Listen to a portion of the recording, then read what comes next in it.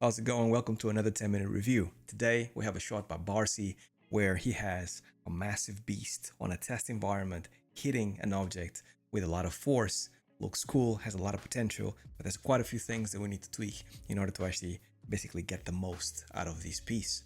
So let's get to it, let's get started, and let's review this piece. Let me just go ahead and put a 10-minute timer in my watch because I don't have my phone. All right, cool, 10 minutes and counting. So we're gonna review this quickly, just view it one or two times and then have a look at what can be better. So cool piece, I enjoyed it. Really nice effort, Barcii, so really cool. I like how it looks, and the monster looks appealing as well. Now, start with the good stuff. I think that the environment that you have is really cool. I've seen a lot of test environments. This is one of the best ones I've seen so far. It really gives you a sense of depth, and you know, it looks like a test is cool. Also, the monster looks really appealing. I like the big hands, and also this sack here, this sack that he's hitting. It's actually really nice. Impressive with the textures, so well done. Also, the fact that you're gamifying this by putting it in a test level similar to what a Street Fighter game does makes it look much more like a gameplay piece, so well done on that as well. Now, there's a few things that I think you need to actually improve on when it comes to the animation, but the things that I like is that you start with an idle here, and then you shout, or you give like a roar, and then you hit the piece, and then you hit it again, which is really cool. I also think that you're doing a really good job with the camera. The camera looks cool, looks dynamic. It's actually zooming in and out. Awesome work with that. And there's nothing much that I would like for you to change on the camera. It's more to do with the animations itself. There's a little tweaks, a few tweaks, but it's more to do with the animation itself. Now, talking about the stuff that you think you should improve.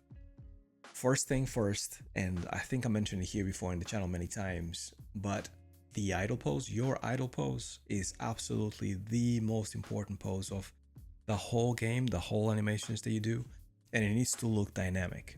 And a lot of animators, I know for sure, from experience, because I did it myself, they ignore a little bit of this idea of the idle pose, because normally you just go like, I'm gonna pose them somewhere, and then you're gonna move it, and then the movement is what's interesting about this whole piece, right? How can you actually hit certain things or whatever it is. Now, if you don't start with a cool idle pose and you're not breathing and not like taking the time, for me, as somebody that is looking at this with a potential wants to hire you, I'm going to look at this and immediately go, the idle pose is kind of weak, right? And then it goes into something a bit more interesting. You having a stronger idle pose goes a long way to make sure that you start the shot with a bang, right? So something similar to what you have here when he roars, that is much more dynamic and much more appealing. Also, look at shape, right, in your animation. So here, the negative space that you have, if you were to actually kind of switch off the lights and just see a silhouette, you would basically, this hand disappears from view because it's right next to the leg. And then this finger here intersects with the leg, and same thing, it disappears as well. So you want to make sure that those shapes basically, if I'm in the camera, if this is my camera and I'm doing like this kind of pose, I want to make sure that my hands are away from my body as much as possible. So this can only be a little bit here, but this one much more here. You can actually put it back or do something that actually still makes it dynamic, but you have really nice silhouette. You have a really nice silhouette and negative space to work with. So make sure you work on your idle pose. And also what I would say is that wait a little bit more on your idle. So maybe he's actually on his idle thinking, right?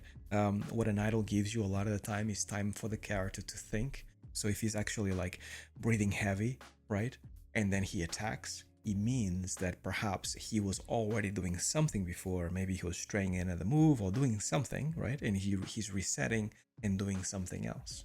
So that idle communicates a bunch of stuff with players. So having him on an idle pose that is really cool. Maybe his knuckles are down, maybe he's more like a gorilla, and he's actually really going, and then he goes and hits. That allows the viewer all right, to actually have a moment where they go, oh, he was thinking about what he was going to do, and then he did it, right? Going straight into this raw and then going in gives you less time to actually think about it, right? Now, when it comes to the move of hitting and stuff, I think the idea is really nice. I like how you get into the pose and you hit. I think the timing is nice, and you're doing something that a lot of animators miss, especially early on, which is taking the time to make your animations read. I think your timing is nice, slow, even the size of the character, it needs to be slow the same way that you have here. Really nice. What I think that you can do better is basically making sure that it looks more interesting, not only to camera, but also what he does with his hands, right? Because it's almost like he's looking down right here and he's using his two arms, and the two arms are kind of hitting at the same time, but this object is so tiny that you perhaps just need one arm to do it, right? You don't need two arms to actually make this movement. You need two arms to make the next movement, maybe, because it's so much bigger. But the first one is basically like a slap, and he has such big forearms and such big hands that doing it with just one hand is more than enough. So I think that here, not only do you have to look where he's actually about to hit, right? Like he looks at it here and then he kind of almost stops looking at it here, right? So look at it, and maybe after you actually hit almost this point here, you can then look down if you want to, and then continue the movement, right? But having just one hand hitting it here, definitely much better.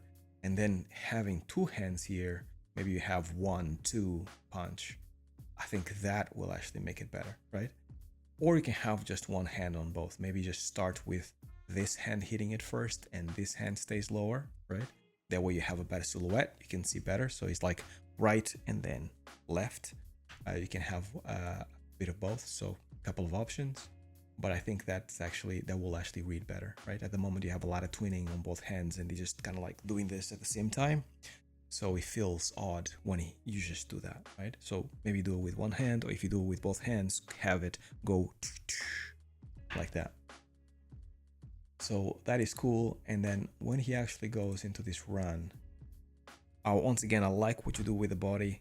The weight of the body is really nice. This is really nice. 1-2. Perfect. Really, really cool. What I don't like so much is the fact that when he actually kind of like throws the bag right here, like right there, bang, right?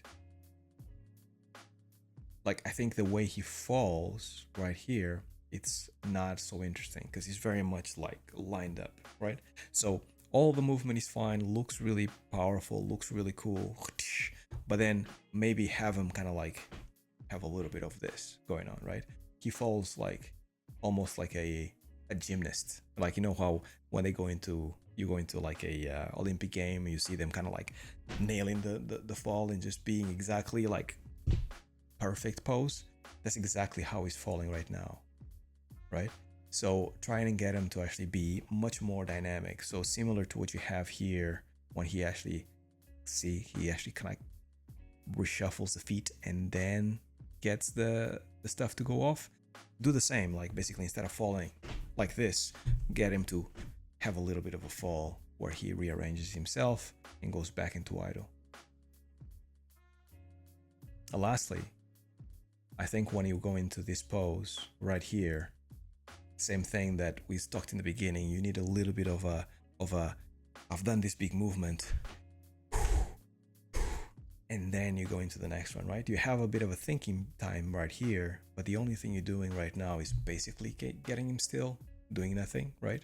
So use those moments that you have right here where he stops to think, to act what the character is thinking, right? So if he's thinking about doing another move that is even bigger, then maybe it's actually useful for you to have an even bigger roar before he actually goes down. So here he stops and then maybe he goes and then he goes because you know something is about to happen at that point, right?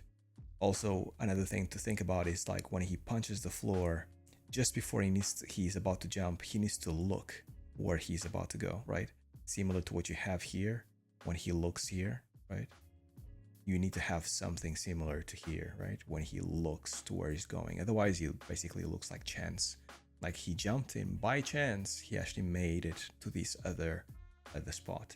So look where he's going. Keep him looking as he's jumping.